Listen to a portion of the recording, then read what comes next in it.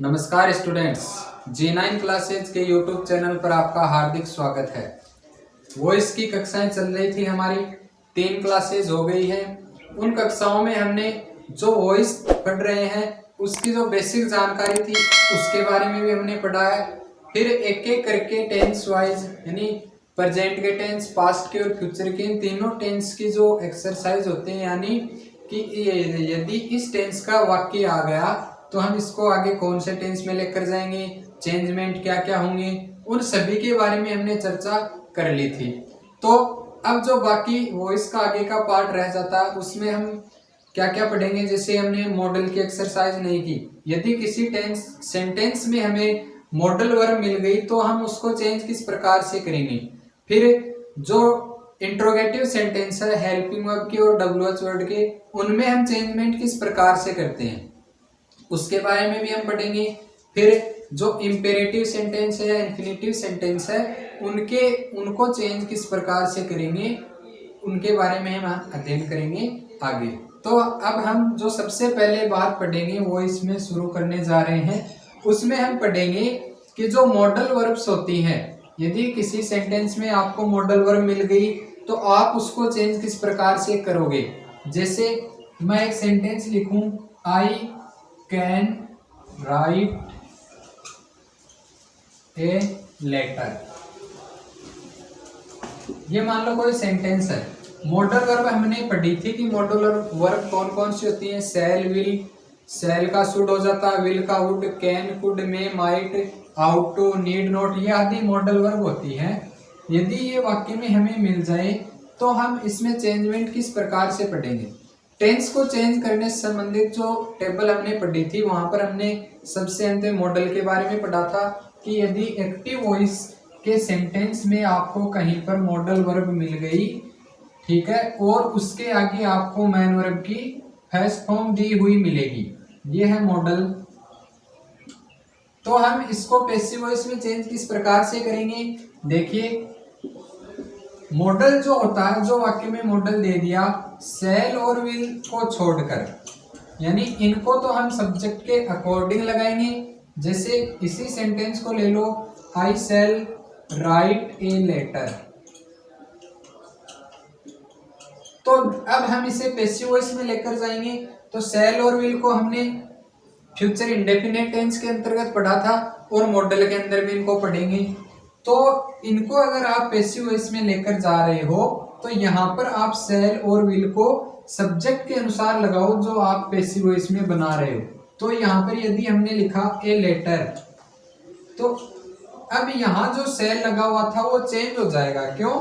यदि आपको आई और वी सब्जेक्ट मिले तो आप सेल का प्रयोग करोगे, अन्यथा इनके अलावा कोई भी सब्जेक्ट हो, कोई भी नाउन हो या प्रोनाउन हो, आप उनके साथ में विल हेल्पिंग वर्ब या विल मॉडल का प्रयोग करेंगे।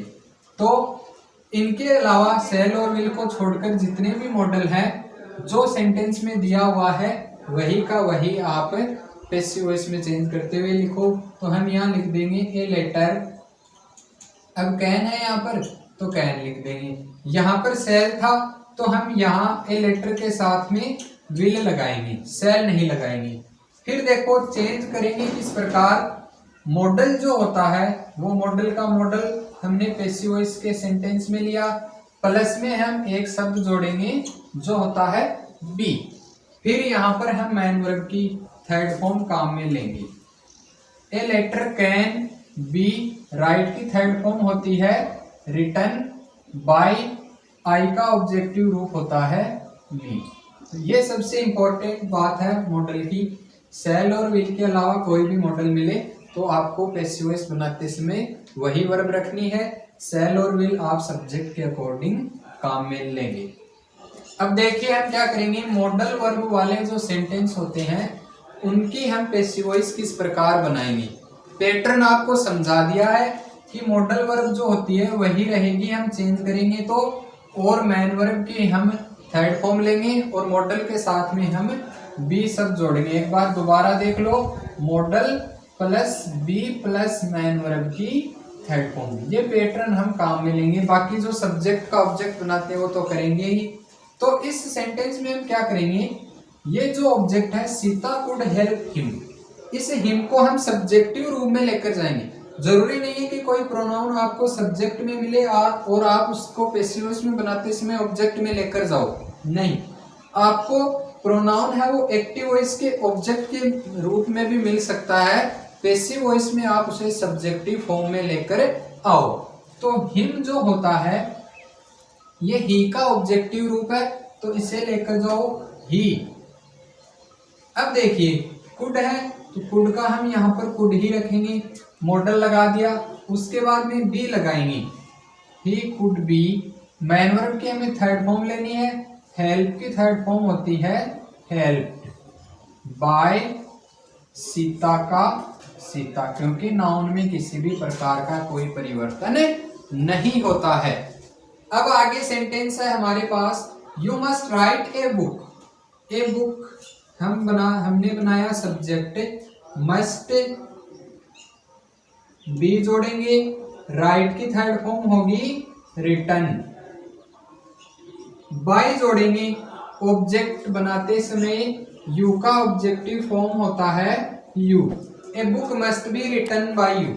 आगे है you should obey no your parents, तो इस योर पेरेंट्स को हम बनाएंगे सब्जेक्ट,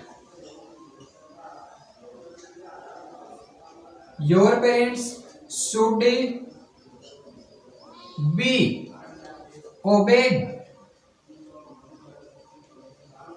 बाय यू, यू है ऑब्जेक्ट, सब्जेक्ट इसका ऑब्जेक्टिव फॉर्म यू।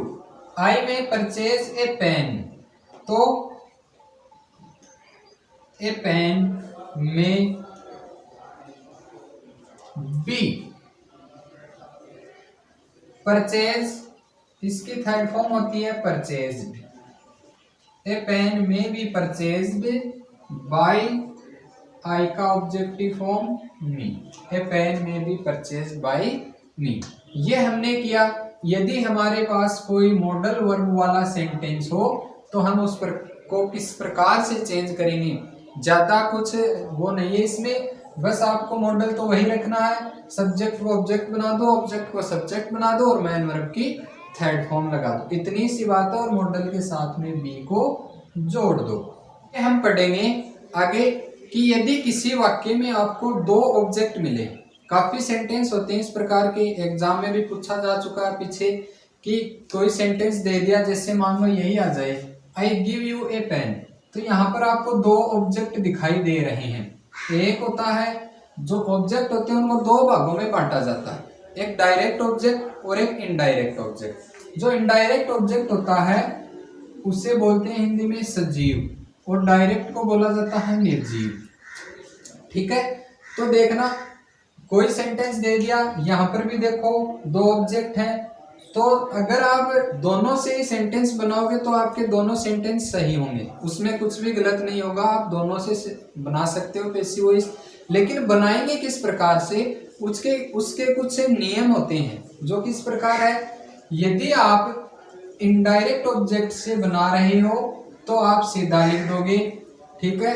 यदि आप डायरेक्ट ऑब्जेक्ट को लेकर बना रहे हो, जैसे हम एक बार एग्जांपल देखो, हमने मान लो ले लिया डायरेक्ट ऑब्जेक्ट को ए पेन, अब I give you a pen कौन से टेंस का सेंटेंस है, प्रेजेंट का, इंडेफिनिट का, हम उसे प्रेजेंट कंटिन्यूअस में लेकर जाएंगे, तो is given a pen is given.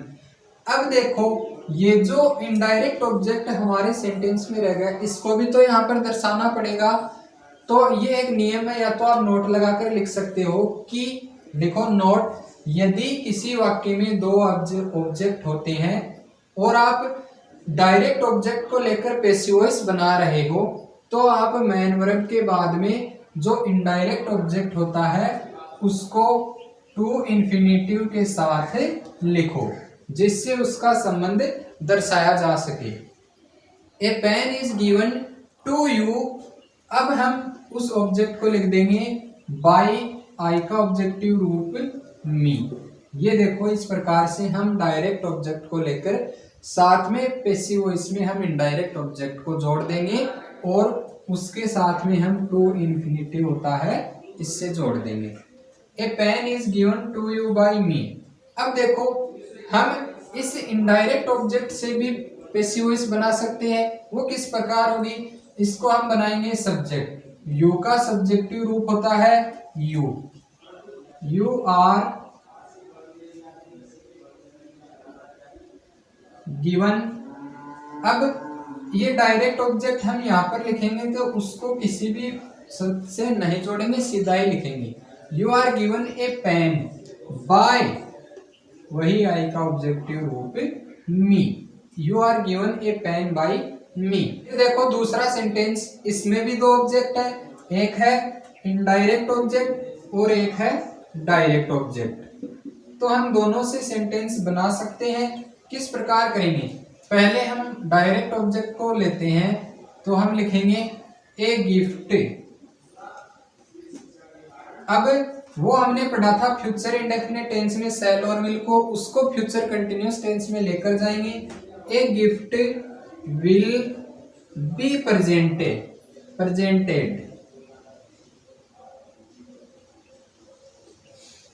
अब ये इनडायरेक्ट ऑब्जेक्ट जो यहां पर रह गया था, इसको टू के साथ जोड़ते हुए लिखेंगे a gift will be presented to me by my brother.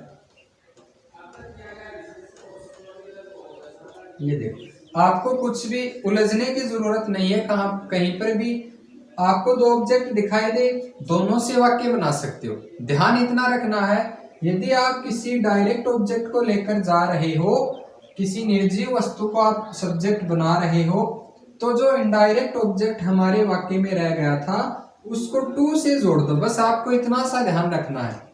Indirect से बना रहे हो तो आप क्या करोगे, उस प्रकार देखो यू आर गिवन सीधा ही लिख देंगे।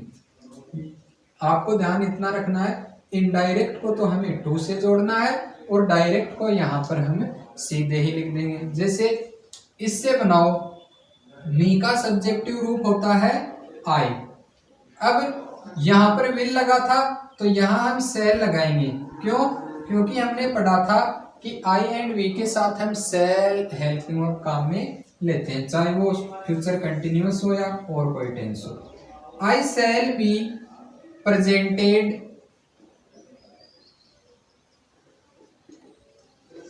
आई shall be presented a gift. ये देखो हमने इस डायरेक्ट ऑब्जेक्ट को लिखा है तो इसको हमने सीधे ही लिखा, जबकि इनडायरेक्ट ऑब्जेक्ट को यहाँ पर लिखा तो हमने इसको टू इन्फिनेटिव से जोड़ा है।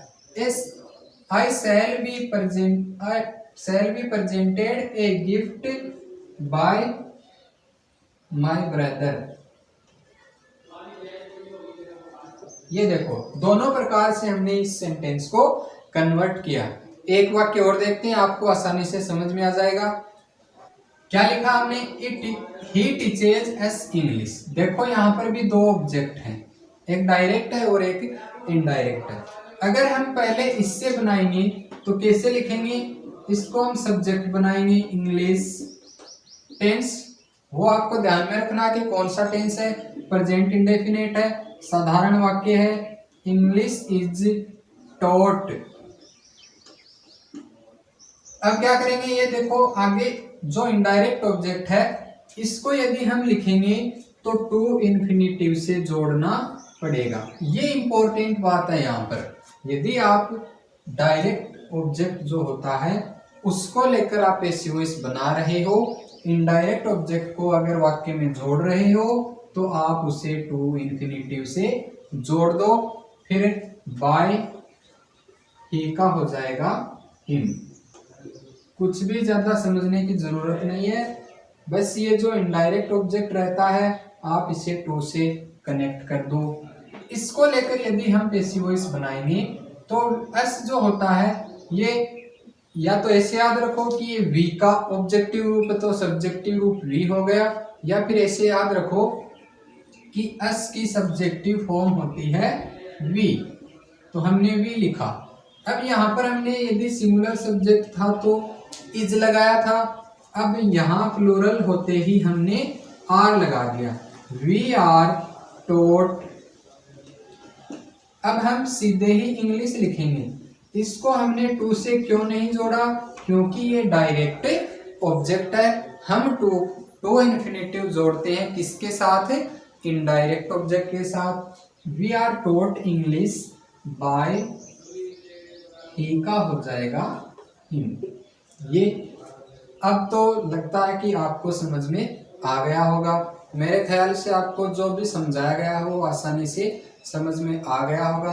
फिर भी अगर आपको कुछ समझ में ना आया हो तो आप कमेंट सेक्शन में नीचे लिख सकते हो, या फिर वीडियो को फिर से शुरू करके आप देख लें। तो आज की क्लास में हमने क्या पढ़ा कि यदि हमारे पास कोई मॉडल वर्ब का सेंटेंस आ गया एग्जाम में तो उसको हम चेंज किस प्रकार से करेंगे।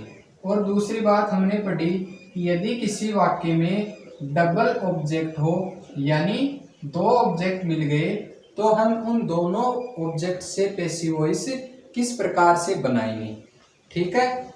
जो अब इसके अलावा जो मैटर रह जाता है पैसिव वॉइस में, वो हमारे पास है कि यदि कोई इंट्रोगेटिव सेंटेंस है उसकी हम पैसिव वॉइस किस प्रकार से बनाएंगे। जब हमने टेंस की क्लासेस पढ़ी है, क्लासेस ली है, उसमें हमने क्या पढ़ा है कि इंट्रोगेटिव सेंटेंस है वो दो प्रकार के होते हैं। एक जो हेल्पिंग वर्ब से शुरू होते हैं और दूसरे WH वर्ड से शुरू होने वाले। इन दोनों की हम पैसिव वॉइस किस प्रकार से बनाएंगे, इनके कुछ अलग से स्ट्रक्चर्स होते हैं, वो हम लिखेंगे साथ साथ में और उनको पढ़ेंगे अगली क्लास में। और इनके अलावा और रह जाता है जो इंपेरेटिव सेंटेंस है उनकी पैसिव वॉइस हम किस प्रकार से बनाएंगे। और इसके अलावा जो इन्फिनेटिव वर्ब होती है टू लगाकर हम किस प्रकार से उनके पैसिव वॉइस सेंटेंस बनाते हैं, उनके बारे में हम पढ़ेंगे आगे की कक्षाओं में। आज के लिए इतना ही, धन्यवाद।